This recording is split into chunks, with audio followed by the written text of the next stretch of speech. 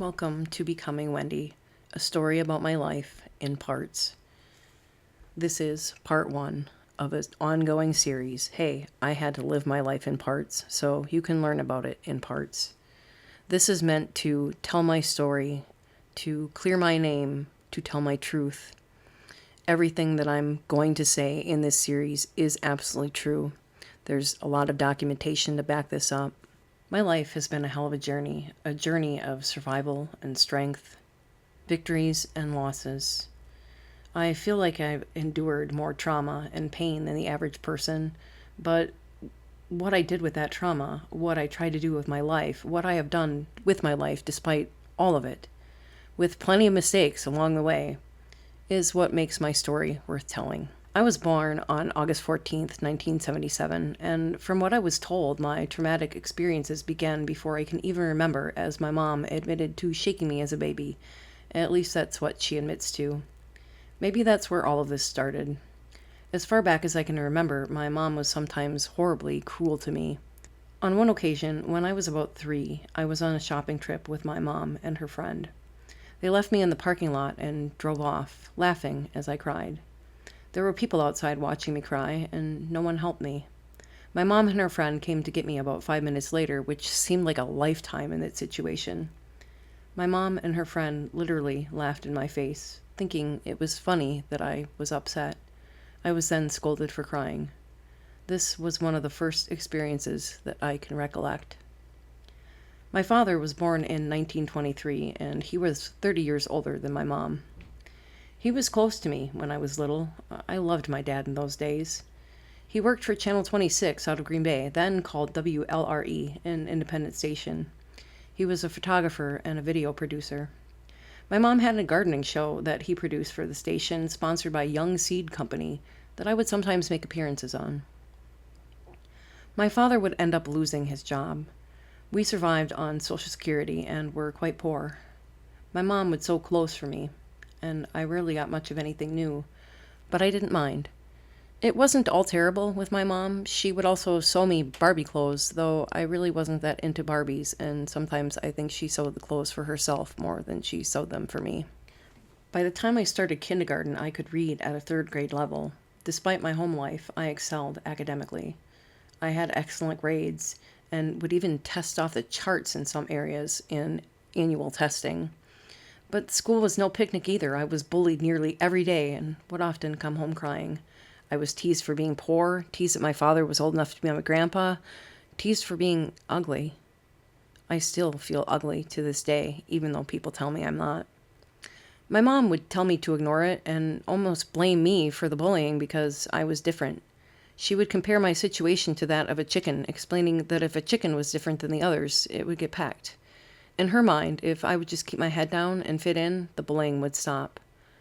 It didn't, but I pushed on ahead nonetheless, and didn't really change much about myself. I had a couple of friends who would spend time with me, that is, when I was allowed to spend time with the friends, but most of the time I was alone. I would spend a lot of time outdoors playing on the 7 acres I grew up on. When I was about 7, I remember my mom getting very angry at me. I'm sure this wasn't the only time that she abused me. It's all so faded in the past, but this stands out. She hit me, knocked the wind out of me. I remember I thought I was going to die because I couldn't breathe. She stripped me completely naked and dragged me outside by my hair. She proceeded to spray me with the hose and lock me outside. I remember being cold and scared that passing cars would see me. Even in elementary school, I started to slip in my academic abilities because of my troubles at home that had just begun to start. I started to become a little angry and have a short temper, though back then I didn't understand why. That summer, my life would change forever. I was sexually abused by my father when I was 11 years old. I woke up one morning when my mom was at work and walked into the kitchen. My father grabbed my breast. I slapped him and he laughed. He proceeded to show me pornography, and while doing so, he stuck his tongue down my throat and stuck his fingers in, well, I don't want to get into it. After he had his way violating me, I was confused. I felt dirty, guilty, and didn't understand why I almost enjoyed the touching, not realizing the body has a biological response to that sort of thing. I was 11 years old. How was I supposed to know? I went to my room and turned to a Bible for answers. It was then that I decided to stand up to him. I told him I was going to tell on him. He told me that if I did, my mom would not love me and I would go to an orphanage. For the first time in my life, I threatened suicide, to which my father said he would do it for me. I wanted to run away and thought about going to live in the woods until I remembered I would not survive.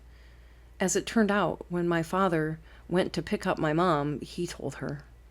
I was outside saying goodbye to the cat, certain I was going to go to an orphanage, when my parents pulled up. My mom got out of the car as he drove off. My mom came to hug me, which really creeped me out. That night, she covered the windows with blankets. I was terrified. At the time, she was a Jehovah's Witness, so the next day we stayed with some friends from her church. I forgot to mention, because of her religion, there were no holidays from the time I was 5 years old until the time I was about 12 years old. My father would end up getting arrested, all the pornography in the shed confiscated. The story was printed in the Green Bay paper, and though they couldn't list my name, they could list his and the word daughter. I was an only child. It didn't take a rocket scientist to figure out what had happened, and everyone knew what had happened. I had to testify against my father, being called a liar on the stand. He would take the plea deal and serve only a year in county jail. After his arrest, my mom and I returned home. My mom would send me to ride my bike on the highway, Highway 32, to get groceries and mail. One time that she had me do this, I had a backpack full of mail when I stopped at the grocery store that used to be in Krakow.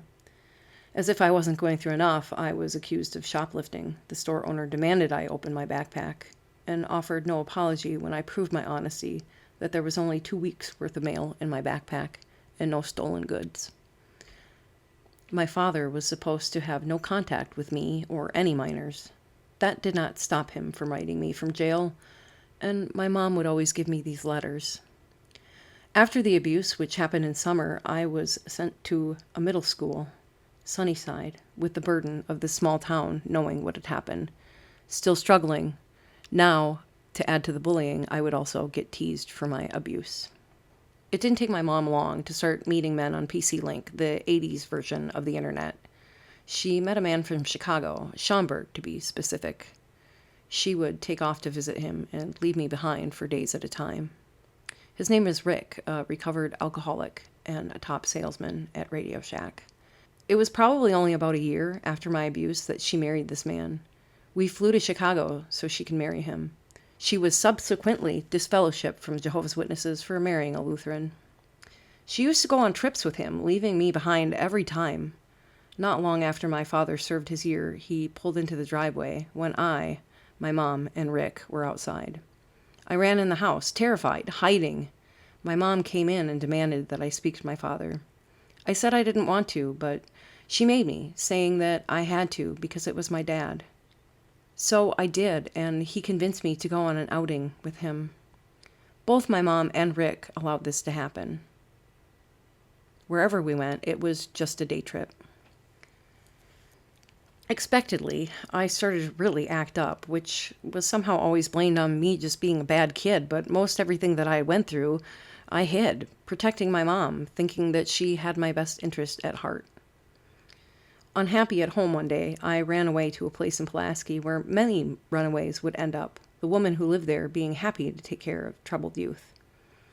I got caught and was subsequently institutionalized. I spent a month at Fox Valley Hospital. This would not be the last time I was locked up. It was there, for the first time, I would meet a lifelong friend who understood my struggles. I still keep in touch with her to this day. It's obvious now that I had PTSD issues from neglect. I was diagnosed bipolar and put on lithium. It wasn't long after my release that my mom would allow me and the friend I made at the hospital to go for an overnight with my father. I had a new kitten that I brought with me. He served us alcohol, and I got drunk to the point of blacking out and having alcohol poisoning. Intoxicated, I started to dance and accidentally stepped on my kitten's neck. It flopped around, squirting blood everywhere. I had killed it, and that night I wanted to kill myself. Can'ts have always been there for me when nobody else was. But I know now that I should have never been there to begin with. With my father still in my life and little support or love at home, I continued to get into trouble. A lot of trouble. The dates are muddled as to what happened when, except for the ones that I have documentation for. I got in fights, would get caught with knives, would self-harm, and even once started an unintentional fire. I believe during that fire, I even bit the head off of a toad to impress my friends, pretending to be like Ozzy Osbourne. My mom really took no accountability. Everything was always my fault. Nobody understood why I was acting up, and no one knew that my father was still coming around, other than my friend. It seemed like everyone just thought I was a bad kid. The summer before I started high school, some girls started bullying me at Polka Days. I think they were going to fight me. I pulled out my blade and ran like a bat out of hell, hiding in a nearby phone booth. That's when I met Ram, who became like a brother to me, and he would be significant throughout the rest of my journey, including into the present day. That's where I'm going to end part 1, because this is really taxing to talk about. I hope that as I continue to tell my story, that you learn some things about me.